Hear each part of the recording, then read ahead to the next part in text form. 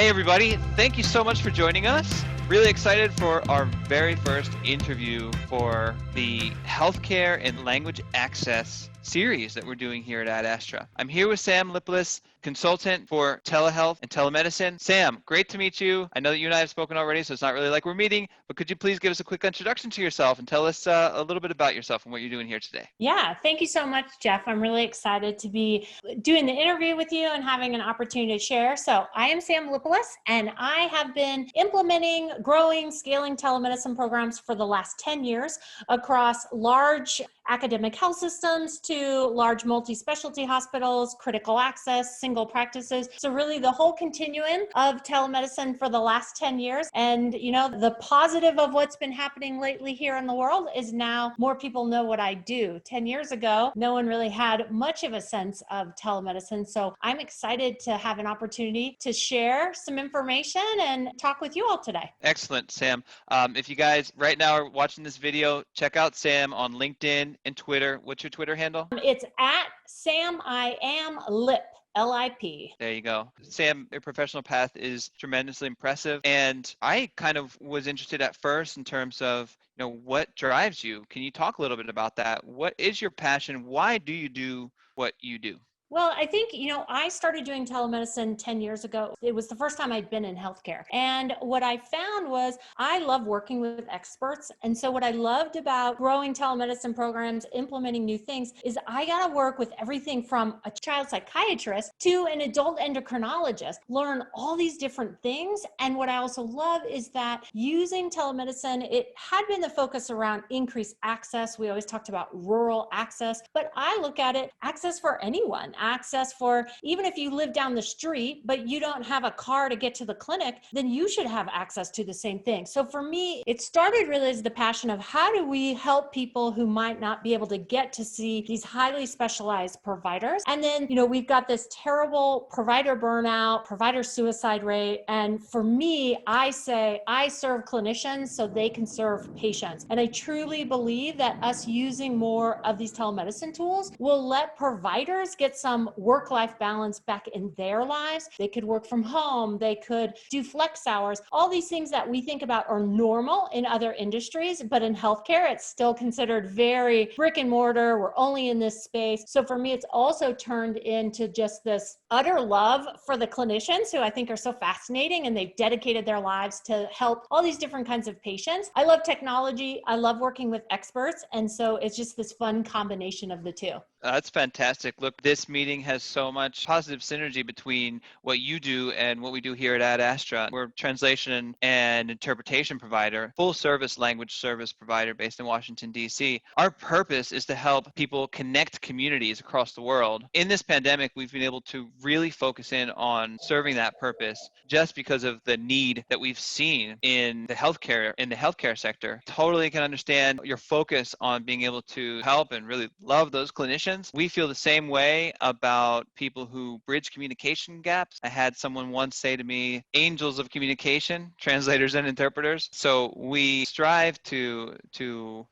Ad Astra to help people to bridge those communication gaps and focus really highly on everything we can do for them. I mean, that's just the two bits about us, but I thought there was some real great middle ground there for us to have this conversation, which is kind of how we arrived at this point today. Yeah, I mean, I'm excited because I think, just like you said, there's great connection opportunity, and we'll get into it a bit. Through the years, I think unfortunately, many health systems have had interpretation over here in this silo and telemedicine over here in this silo. And so we're having a huge problem right now during a pandemic that we've rolled out telemedicine, but there's interpretations not inside of it. And so that was why I was super excited to connect with you, because obviously it's going to make everything better. So I'm excited for our conversation. Awesome. I think there's some great positive energy going to come out of this in every direction, Sam. So tell us about your experience in these last 9 months. Hopefully it's not going to stretch on too much longer. Currently July 2020, the year that we'll Yeah. always remember. Hopefully we'll look back on it as a period of growth, a very costly period of growth for humanity. Tell us about your experience so far. Yeah, I think, as Jeff said, when we're recording this, the public health emergency here in the United States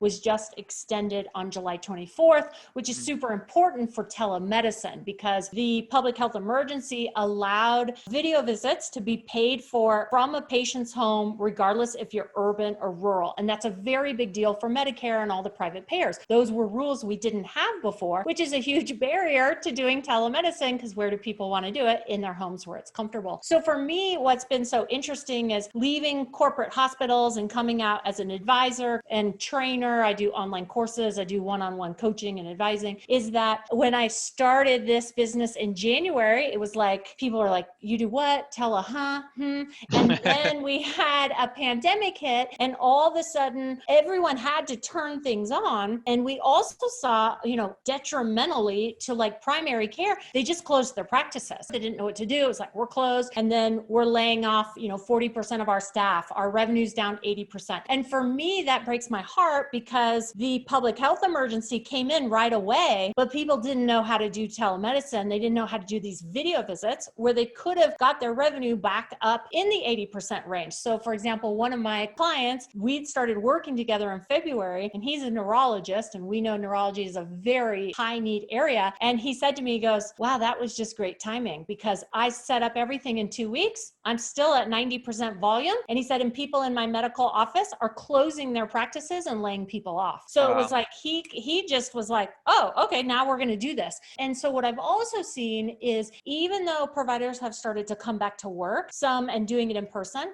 some never got the telemedicine, and so they're not implementing it, but we're still having important social distancing need, high-risk patients, right, who shouldn't be sitting in a lobby for however long. So that's unfortunate because they kind of haven't gotten it going. Another thing I'm seeing is they're like, oh, all I need is a tech and a provider, I'm good to go. And now we've got providers complaining, look, man, I'm not tech support. They're spending 5 to 7 minutes getting a video visit going, and all of that is usually workflow. It's usually not what people think it is.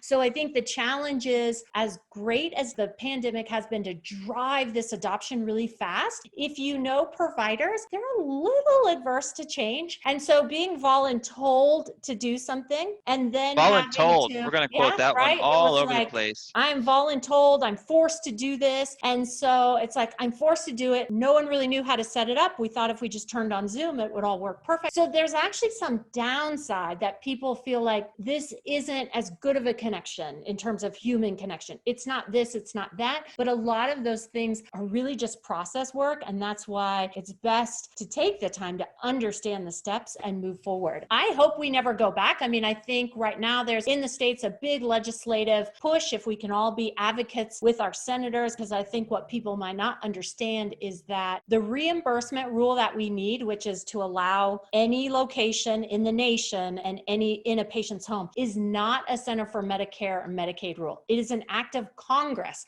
because it's part of the Social Security Act. So people have this perception, well, why doesn't Medicare just change the rules? We have to have senators and Congress change the rules. And so right now is the time they're listening. So the more we can all do with that advocacy to get that rule permanently changed will help adoption, right? No one wants to do something without getting paid for it. Absolutely, Sam. One of the questions I had here coming up next, you've touched on a lot. Maybe I'm lucky, right? Having been born in the mid 80s, I'm kind of hooked up to the internet as I was having some formative moments in my life. For me, adopting this type of technology is like a no-brainer. Why do you think that we've had so many barriers to adopting this technology in 2020, the year where we most needed? You mentioned that there are bureaucracy issues, legal issues. Anything else you can add in terms of just why this was so difficult, and why can't we clone you more, Sam, to do this for everybody else? Well, I think a big issue, and I'm not a clinician, but when I speak to clinicians and make these jokes, they're like, you're right. They are quite adverse to change. And it's not in a mean way, it's not in a bad way, it's just not how they were trained. They're very much trained about doing care when you're in front of me and the way I go through things. But unfortunately, what people are forgetting is this is actually your experience when you're in someone's clinic, right? Their EMR is over here, they do this.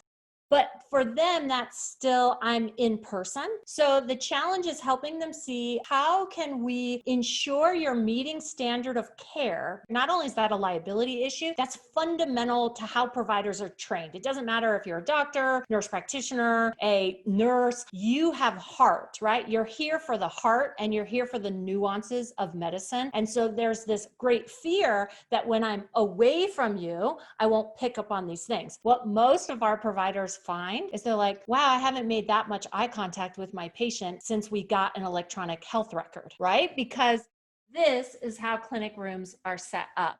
So it's this very interesting thing, and they realize, wow, I'm doing more on the history and physical. I'm watching my patient more. I'm doing more of these things I did in training because they're hypersensitive to make sure they get everything. So I think provider resistance has been huge because I've personally recruited providers for years and it can take a long time. I think reimbursement is a huge deal because you're never going to take the full risk if you don't know if you can get paid for it. And whether you're a private practice or a large health system, the reality is money has to come in the door, and you already do so many things, telephone, emails, things actually now that are reimbursed, but still people have been nervous to charge for them. You do so many things for free anyway. This feels like one more. And then I think another big part is when you don't really understand the workflow or you don't implement it in your clinic in a way that's easy, then it just is more work. It's like, oh, those video visits are so much more work, or, oh, it's so much more this. So you have to, again, really be provider centric. How do I make this easy for the provider? Because they're the ones who need to adopt it. And I think those barriers are much greater. It used to be tech. Tech is not a barrier anymore. And even during COVID, people have made comments about, oh, like all these people don't have broadband. I'm like, dude, does their cell phone work? Because they're probably FaceTiming with their friends this whole time on COVID. So I think some things we have to be more realistic on. And I think tech is really nowadays the least of our problems. It's much more around provider acceptance, ensuring reimbursement, and then making sure we're using, if we're doing video visits, using tools that are low bandwidth. If it can't be low bandwidth, then that's not the right tool. Just one quick follow-up on the end of what you said there. And some of the people watching this video, I have a feeling, are the ones that are paying for it, right? Implementation of telehealth, maybe even implementation of a system for using interpreters through telehealth for video or for phone connection, right? So there might be some people in the audience who are in that boat. But for people who are in the boat of not knowing how to find those funds, not knowing how to actually go through the process of setting it up, can you run us through your list of best practices or first steps or your experience from the past that can help some of our viewers in these situations? Yeah. So I have a system I use with my clients or in online training that I really call the 5-step implementation framework. And you really start in the beginning looking at, what are my legal requirements? Am I licensed appropriately? Do I need special agreements between who I might be working with? First, really tackling the legal, and then making sure that I do understand what's my reimbursement. I have it, I don't have it, and how am I paying for it if I don't have it? Then the most important thing, you must have a clinical champion. You must have a clinical champion, and they really need to be the highest level in your practice. So say you are a private endocrinology practice, then it has to be, and you have a doctor, it has to be the physician endocrinologist. If you are a family medicine run nurse practitioner led clinic, then it's your nurse practitioner. How it's not going to work is like an administrator being like, I think we should have tele whatever, and I'm just going to tell the clinicians to do it. It never works that way. And I actually have seen where I was brought into a large health system and they were like, okay, we got one telemedicine program and we need it to grow. Cool. What do you have? We have telestroke. Okay. So they were doing telestroke with their employed neurologist to 2 critical access hospitals. They weren't doing more, maybe 2 visits a week. I mean, it was nothing. And these neurologists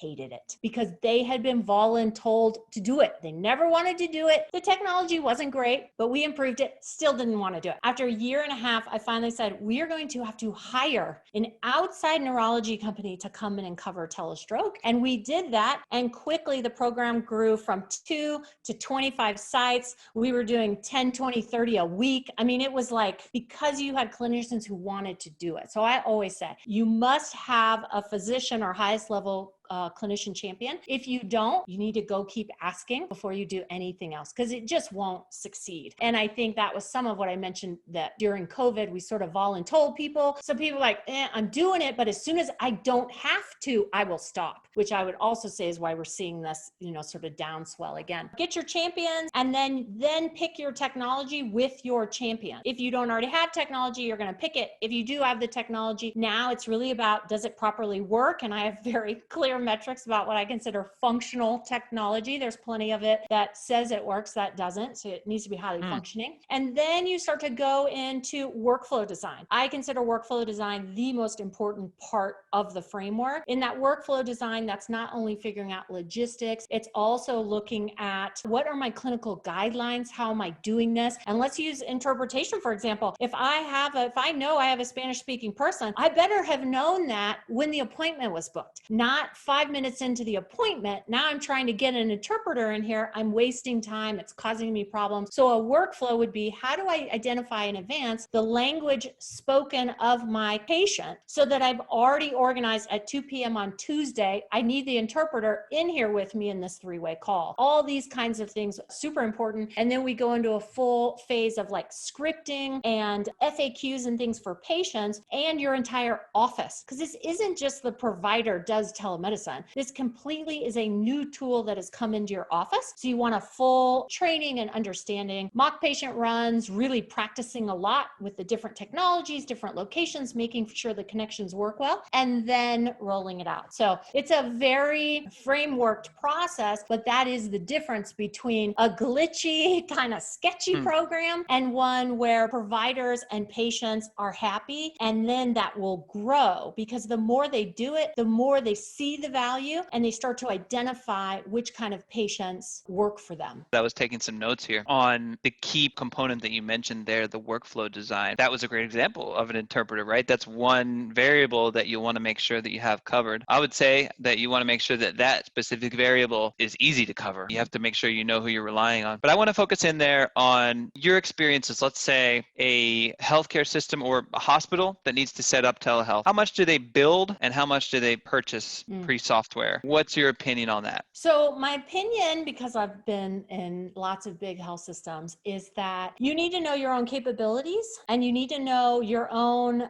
IT support. So if you have a very strong IT department and you're already really down a long road of, and I'm going to throw some brands out. I'm not saying that I'm advocating for them, but people will understand these brands. So if you're an Epic EMR shop and you already have Cisco platforms everywhere of your phones and you already have Cisco video rooms and stuff like that, and you have a robust way to support it. So there's always a difference between I have all these tools and I support these tools. So if you have the tools and you support them, then that may be in your best interest to say, Epic integrates with Cisco, let's do this. If you have Cisco stuff everywhere, but you don't really support it and your conference rooms are always a disaster, everyone's like, I'm not in charge, I don't know, then you probably don't want to layer more technology on something that doesn't work. So you might say, okay, what does Epic either have out of the box? What can be totally managed by someone else? And we're just, buying that and almost renting it, because you're not even buying it. You're saying, I want it fully supported by someone else, right? I want Epic to configure it. I want it to live on their servers. I don't want to deal with any of this. I want it like magic to happen. So I think you need to understand where you are, but also just from my experience with big health systems, a lot of times the way decisions are made, there may not be a whole lot of choice. And if that's the case, that's okay. But then you really need to come in and say,